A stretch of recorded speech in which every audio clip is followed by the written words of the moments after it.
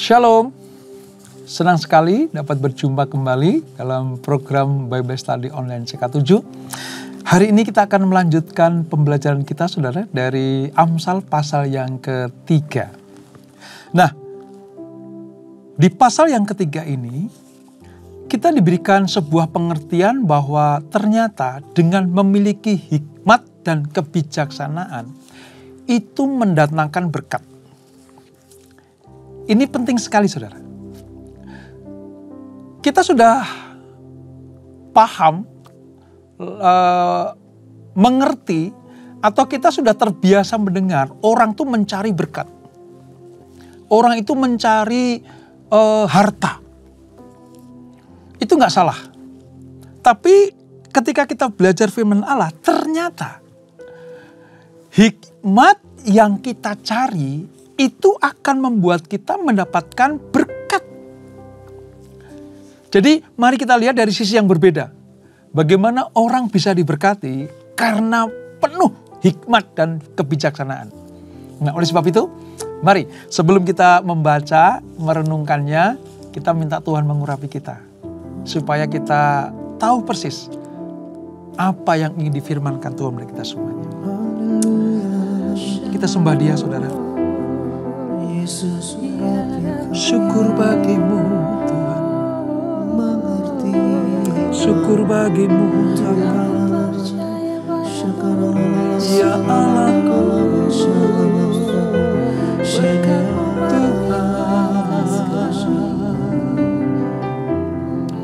Terima kasih, terima kasih Tuhan. Sekalipun aku dalam lembah gelap, ku tak takut sebab Kau besertaku. Sekalipun badai topan datang menerpa, ku tak gentar sebab Kau di sisiku.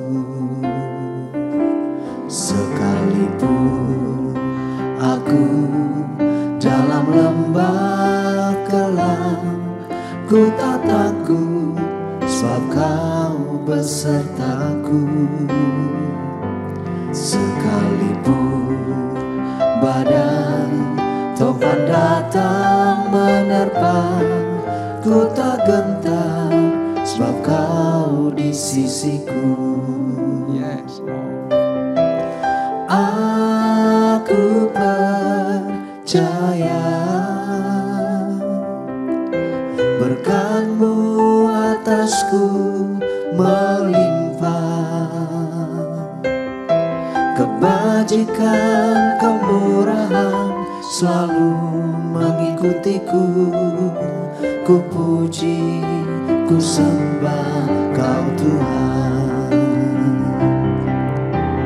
Aku percaya berkat-Mu atasku melimpah, kebajikan kemurahan selalu mengikutiku. Ku puji, ku sembah Kau Tuhan.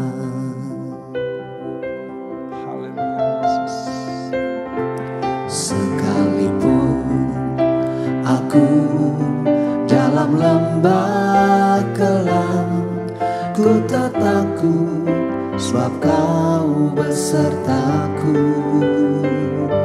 Sekalipun badai topan datang menerpa, ku tak gentar sebab Kau di sisiku. Sekalipun aku dalam lembah gelap, ku tak takut sebab Kau besertaku.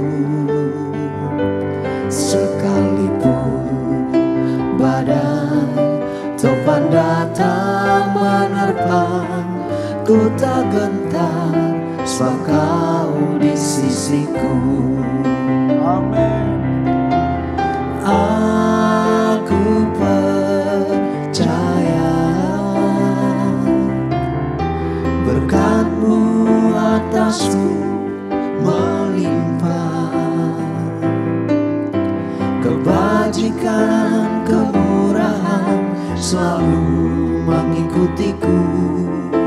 Ku puji, ku sembah Kau Tuhan.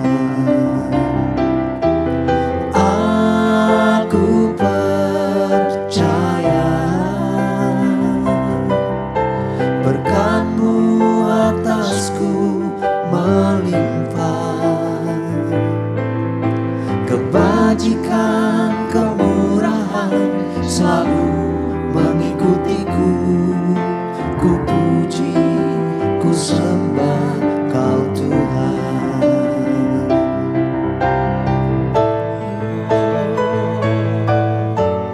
Aku percaya berkat-Mu atasku melimpah. Kebajikan, kemurahan selalu mengikutiku. Ku puji, ku sembah Kau Tuhan. Aku percaya berkat-Mu atasku melimpah. Kebajikan, kemurahan selalu mengikutiku. Ku puji, ku sembah Kau Tuhan. Ku puji, ku sembah Kau Tuhan. Ku puji, ku sembah Kau Yesus.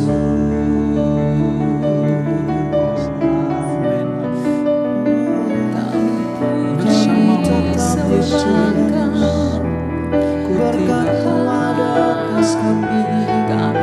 Kebajikan, kemurahan mengikuti kami di sepanjang umur hidup kami.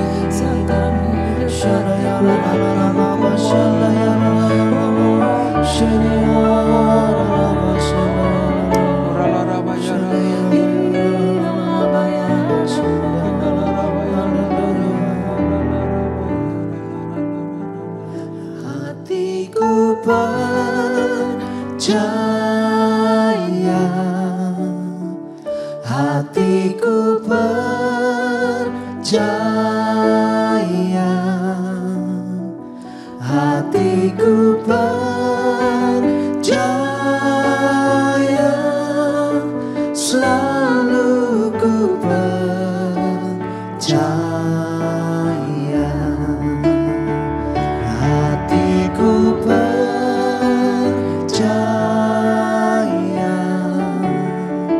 hatiku percaya, hatiku percaya, selalu ku percaya.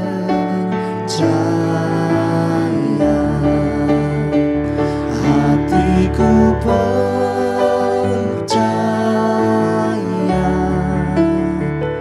hatiku percaya, hatiku percaya, selalu ku percaya, selalu ku percaya, selalu ku percaya.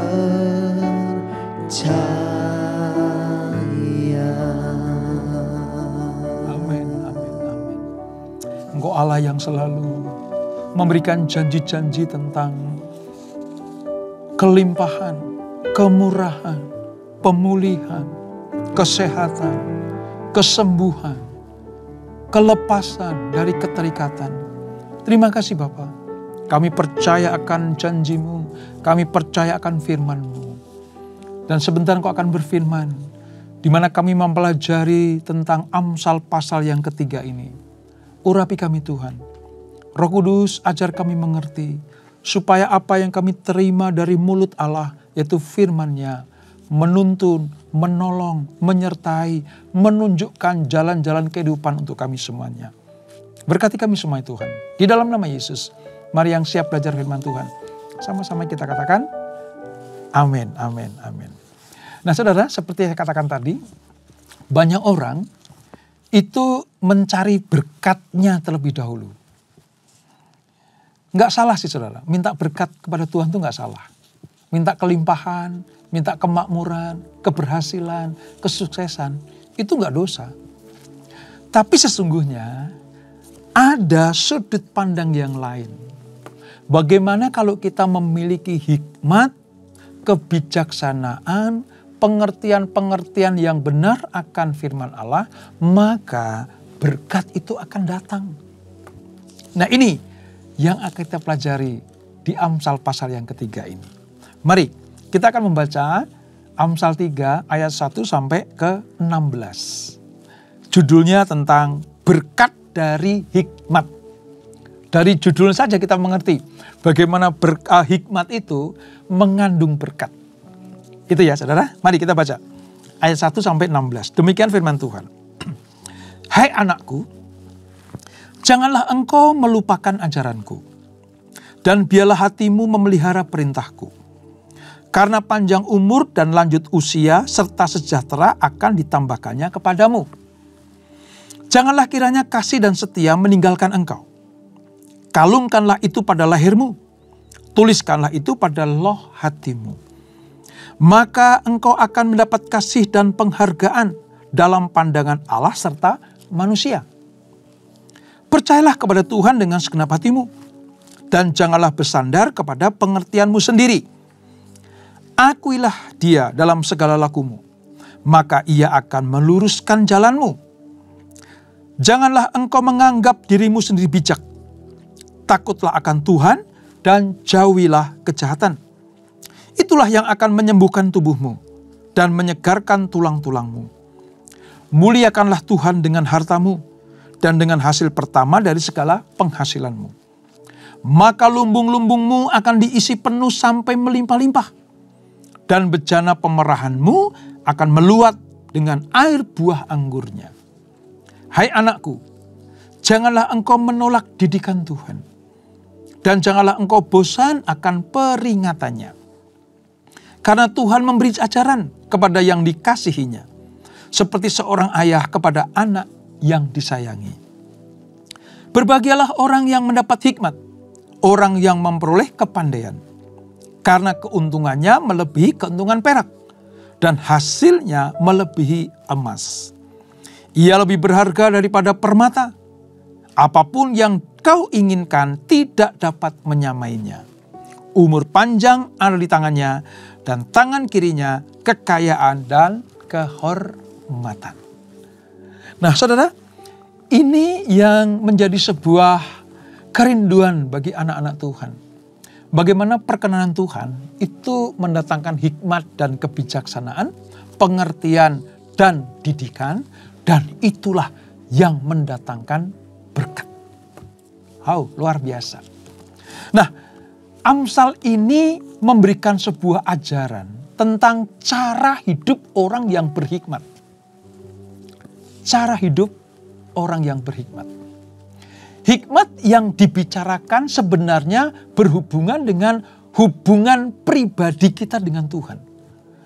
Selalu saya katakan, kalau kita pengen hikmat, kebijakan, ya, hati yang penuh dengan bijaksana, itu yang sangat menentukan adalah kedekatan kita dengan Tuhan.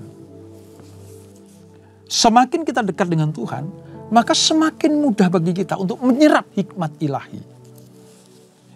Jika kita memberi respon yang sesuai dengan kehendak Tuhan, maka buah-buah kehidupan itu dengan sendirinya akan mengalir dalam hidup kita. Nah, bagaimana caranya supaya berkat-berkat kehidupan itu mengalir dalam kehidupan kita? Nah, Amsal 3 ini memberikan jalan keluar, saudara. Mari kita pelajari. Yang pertama, Kalau kita ingin berkat-berkat kehidupan mengalir dalam hidup kita, yang pertama adalah percayalah kepada Tuhan dengan segenap hatimu. Dan akuilah Dia dalam segala lakumu, atau dalam segala hal kehidupan kita. Itu ayat 5 sampai ke 6 tadi. Jadi yang pertama, kalau kita percaya kepada Allah dan mengakui bahwa jalan-jalan Tuhan itu menuju kepada kehidupan dan kita memutuskan untuk berjalan di dalamnya, maka berkat itu tinggal menunggu waktu saja. Sebab kesanalah Tuhan akan mengalirkan berkat-berkatnya. Yang kedua, bagaimana supaya kita berjalan di dalam kebenaran firman Allah dan berkatnya mengalir kepada kita? Milikilah ketergantungan penuh kepada Tuhan. Bukan kepada pikiran diri kita sendiri. Tercatat di dalam ayat yang ke-7 dan 8. Jangan mengandalkan pikiran kita sendiri. Ya, mungkin pikiran kita cerdas menurut ukuran manusia. Mungkin kepandaian kita di atas rata-rata. Tetapi kalau pengen hikmat Allah, kebijaksanaan ilahi memenuhi hidup kita, maka bergantung penuhlah kepada Tuhan. Sekalipun kita punya modal kepandaian, kecerdasan, tetapi kebergantungan kita kepada Tuhan itu yang menyempurnakan hikmat kita, kepandaian kita, kecakapan kita. Yang ketiga, bagaimana kita memperoleh berkat dari hikmat ini? Muliakanlah Tuhan dengan hartamu. Kalau Tuhan izinkan kita mendapatkan berkat dari hikmat yang kita peroleh, tujuan harta yang kita terima itu tidak serta-merta untuk kepuasan, memuaskan kedagingan kita sendiri. Berkat yang kita terima dari Tuhan, itu dimaksudkan untuk apa sih? Mempermuliakan nama Tuhan. Ingat ya, jangan disimpulkan dengan sangat-sangat sederhana dan kurang pengertian yang benar. Seolah-olah semua berkat yang kita terima kita berikan kepada Tuhan. Kita lalu gak punya apa-apa. Bukan itu. Tuhan mau ketika kita menerima berkat hasil dari hikmat yang kita terima dari Tuhan, itu dipergunakan untuk mempermuliakan nama Tuhan. Misalnya begini, penghasilan kita sepanjang bulan ini, ya ada bagian di mana kita pergunakan untuk kehidupan kita. Makan, minum, sandang, ya, lalu papan atau perumahan, sarana kehidupan untuk bahan bakar mobil kita atau motor kita, untuk keperluan SPP anak-anak kita, untuk membayar mungkin pembantu di rumah kita, membayar keamanan kebersihan lingkungan kita. Itu berkat yang kita terima dari Tuhan, dan kalau itu kita pergunakan dengan baik, itu mempermuliakan nama Tuhan. Bukan untuk sesuatu yang memuaskan kedagingan.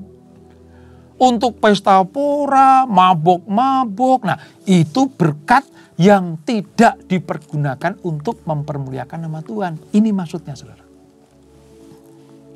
Muliakanlah Tuhan dengan hartamu.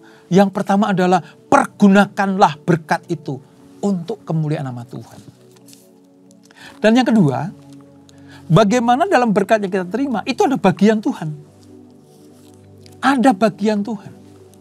Maka yang menjadi bagian Tuhan kita kembalikan. Itu disebut sebagai benih. Di dalam setiap berkat ada dua unsur. Benih dan roti. Benih dan roti. Roti itu makanan kita. Tadi yang saya sebutkan. Ya, sandang, pangan, papan, SPP anak, ya, bahan bakar kendaraan kita, transportasi kehidupan kita, itu roti. Jangan ditabur. Roti dimakan, artinya dinikmati untuk memperlukan nama Tuhan. Lalu bagian kedua adalah benih. Benih ini jangan dimakan. benih ini ditabur. Dikembalikan kepada asalnya. Nah, kalau berkat kita asal dari Tuhan, ya kembalikan kepada Tuhan. Supaya apa? Supaya ada kesempatan bagi kita untuk menuai apa yang kita tabur. Ini pengertiannya, saudara. Makanya dikatakan tadi di ayat 9 dan 10. Dikatakan begini, saudara. Muliakanlah Tuhan dengan hartamu, dengan hasil pertama dari segala penghasilanmu. Kalau kita hanya hitung-hitungan secara matematis saja, maka udah apa yang kita peroleh semuanya dikembalikan kepada Tuhan, lalu kita nggak menikmati apa-apa. Bukan seperti itu. Bukankah makan roti hasil jerih payah kita itu juga mempermuliakan nama Tuhan? Demikian pula ketika kita menabur benih, itu juga bagian kebenaran yang harus kita lakukan. Dan kalau itu kita lakukan, ayat 10 akan menjadi akibatnya. Apa itu? Lumbung-lumbung kita akan diisi penuh sampai melimpah-limpah. Dan bejana pemerahan kita akan meluap dengan air buah anggurnya. Jadi dalam hal ini, sekali lagi ya, dalam setiap berkat yang kita terima, lewat hikmat dari Tuhan, ada benih, ada roti. Benih ditabur, jangan dimakan.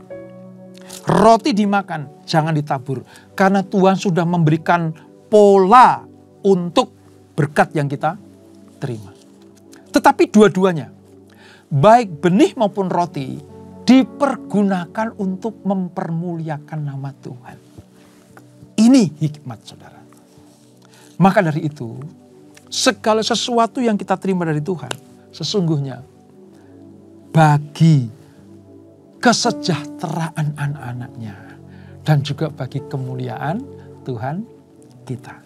Nah, cara hidup seperti inilah yang menjadi manifestasi ketergantungan kita kepada Tuhan, yang adalah sang sumber hikmat dan kebijaksanaan. Ini yang perlu kita ketahui.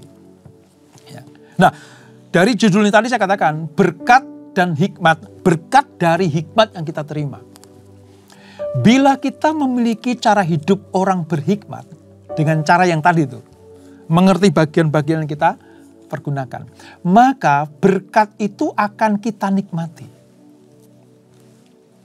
Saudara perhatikan, banyak orang sekedar mengumpulkan berkat, bekerja dengan keras, banting tulang, siang malam mengumpulkan berkat. Yes, mereka mendapatkan. Tetapi masalahnya begini, apakah mereka sampai tahap menikmati?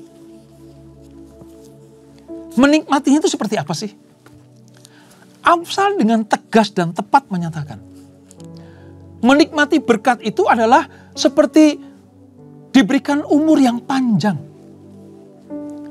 hidup dalam sejahtera, mendapatkan kasih dan penghargaan dari Allah dan manusia. Artinya memang diakui bahwa kita hidup dalam kebenaran, diterima oleh Allah dan manusia. Nah, ini yang harus kita perhatikan, saudara. Ini berkat, saudara. Menikmati berkat itu seperti itu. Ya. Banyak orang mendapatkan berkat, ya, banyaknya tidak seperti yang diterima oleh orang lain. Tapi kalau dia bisa sampai menikmati berkat itu, dia betul-betul tahu persis mana yang harus dimakan, mana yang harus ditabur. Maka mereka disebut sebagai orang-orang yang menikmati berkat. Dan kalau sampai pada taraf itu, saudara, lumbung-lumbungnya, lumbung-lumbung kita, itu akan diisi sampai penuh, bahkan sampai melimpah-limpah. Saudara tahu arti kata melimpah-limpah? Sampai nggak ada tempat yang cukup lagi untuk menampung. Itu melimpah. Dan kalau sampai sudah tidak ada yang cukup untuk menampung, ya itu disebarkan, diberikan kepada saudara sama kita. Ini cara hidup orang yang berhikmat. Ya. Bukan yang sekedar mencari berkatnya. Bukannya berharap berkatnya mengalir dalam kehidupannya. Tetapi dia benar-benar hidup di dalam perkenanan Tuhan. Ingat ya, jangan kejar berkatnya dulu. Kejar sang pemberi berkat yang memiliki hikmat dan pengetahuan itu. Kalau kita temukan, dapatkan sang sumber berkat itu, maka otomatis berkatnya akan mengikuti kita. Wow, ini pelajaran yang luar biasa yang perlu kita mengerti, saudara. Bukan sekedar mengerti, tapi kita lakukan. Ayo, kalau saudara sudah diberikan hikmat Tuhan, roh kebijaksanaan, maka saudara siap untuk diberkati Tuhan. Dan kalau diberkati Tuhan, jangan lupa di dalam setiap berkat ada roti, ada benih. Ya, perlakukan itu dengan baik, dengan bijaksana, maka lumbung-lumbungmu akan dibuat melimpah dengan hasil panen. Sedikit saudara tentang panjang umur, ya, panjang umur. Nah, saudara, siapa yang menaati perintah Allah, hidup sesuai dengan prinsip-prinsip Allah yang kudus, itu akan menghasilkan kesehatan yang lebih baik. Lihat ayat 8, saudara. Ayat 8. Ayat 8 ya, berkata seperti ini. Itulah yang akan menyembuhkan tubuhmu dan menyegarkan tulang-tulangmu. Kata tubuh yang segar, menyehatkan tubuh kita, tulang-tulang yang segar, itu artinya hidup di dalam kenikmatan ilahi. Dan ujung-ujungnya apa sih saudara? Umur kita panjang. Hidup kita lebih lama. Orang yang memiliki hikmat dan pengetahuan, kebijaksanaannya akan mengatur seluruh kehidupannya.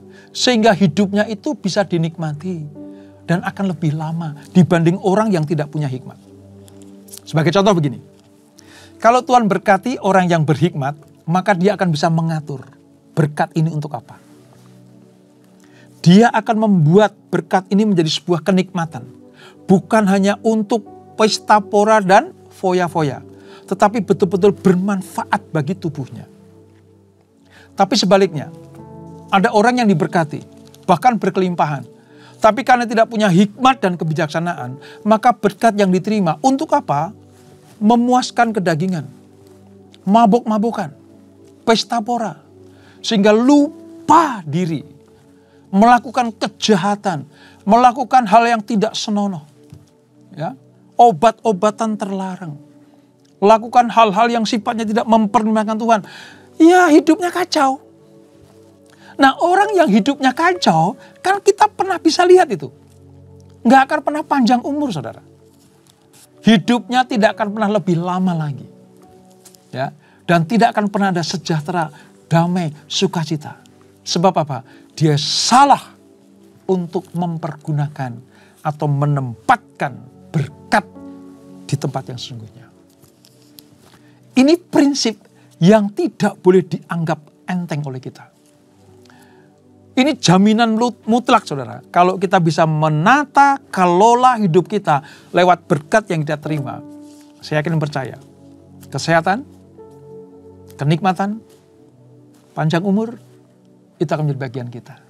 Tapi sebaliknya, orang yang tidak bisa mengatur berkat, hidupnya akan sengsara. Ya, seketika menikmati kemewahan dunia. Ya, seketika menikmati keindahan dunia. Tapi ujung-ujungnya adalah binasa. Itulah sebabnya mengapa Amsal pasal 3 ini memberikan sebuah catatan. Panjang umur itu begitu. Ini. Ya. Oleh sebab itu, perhatikan cara kita bertindak. Perhatikan cara kita memutuskan. Perhatikan cara kita mengelola berkat. Banyak orang yang tidak mengerti prinsip mengelola berkat. Tapi saya yakin dan percaya, orang yang merindukan firman Allah, hidup di dalam kebenaran firman Allah, dia mampu mengelola berkat dengan baik. Muliakan Tuhan dengan hartamu.